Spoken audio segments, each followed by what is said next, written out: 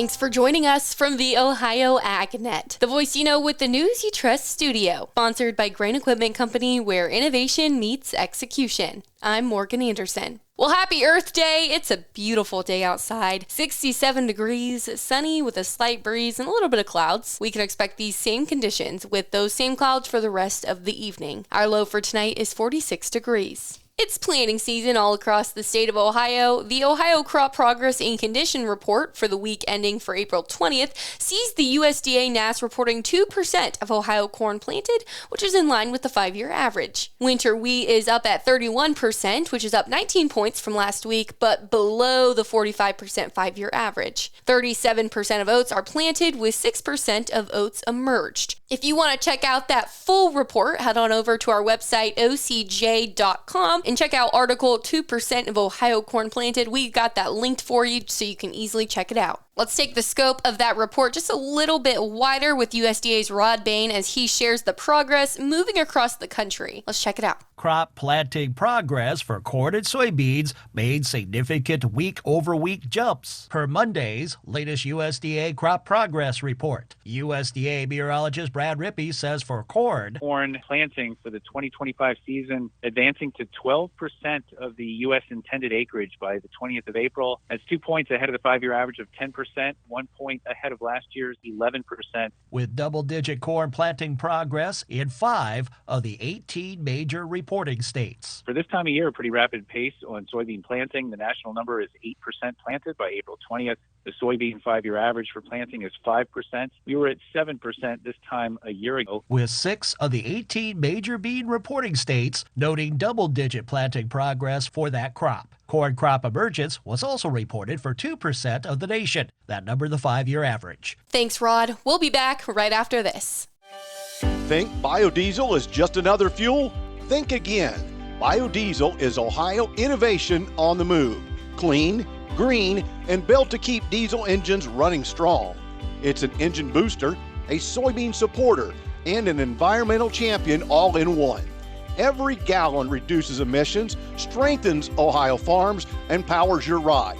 Drive with purpose. Choose biodiesel. Learn how at soyohio.org. Check out this headline: Trump to farm workers, fly home and fly back. It's a question a lot of us have been asking about the farm workers. What do we do with these mass deportations? It's very familiar, and with the Trump administration, it's been top of mind for months. President Trump says there will be a new program set up to help legalize farm workers and reduce the risks of farmers and ranchers losing their, quote, undocumented workers in mass deportations. Undocumented workers would be able to self-deport and return to the country legally, according to Trump. He said it gives them an incentive to come back legally and identify themselves under the Alien Registration Act with the U.S. Customs and Border Control. They must do it within a certain time frame, which would likely be 60 days. But it's also important to note that no program details have been finalized at this point. By the numbers, approximately 42% of all farmer workers lack legal documentation, and by some accounts, this number could be as high as 60%. In California, field workers quit showing up for citrus harvest after reports of federal agents going after farm workers. Board czar Tom Homan said the federal government is not raiding farms unless someone has committed a crime. Meanwhile, dairies in New York rely on migrant workers to get their work done. Dairy has a $1.7 billion impact in the North Country, a region in upstate New York. Now let's switch it over to our afternoon weather update from meteorologist Ryan Martin, brought to us by Seed Consultants. Simply better performance online at seedconsultants.com. Sunny and dry for the balance of today. I'm Chief Meteorologist Ryan Martin. Quick forecast update here in Ohio. We have beautiful sunshine that's going to hold right on through sunset. Few clouds trying to push into northwest Ohio and north central parts of the state tomorrow morning to midday. Can that trigger a little bit of moisture? I guess I have to say yes. I don't think it does much. The rest of the state stays dry for tomorrow. Everybody should be partly sunny and dry for Thursday. Next, a well-organized batch of moisture comes in here late in the week, Friday afternoon into Saturday morning. 1/4 to 3/4 of an inch of moisture there. Dry for the rest of the weekend and start of next week. I'm Ryan Martin.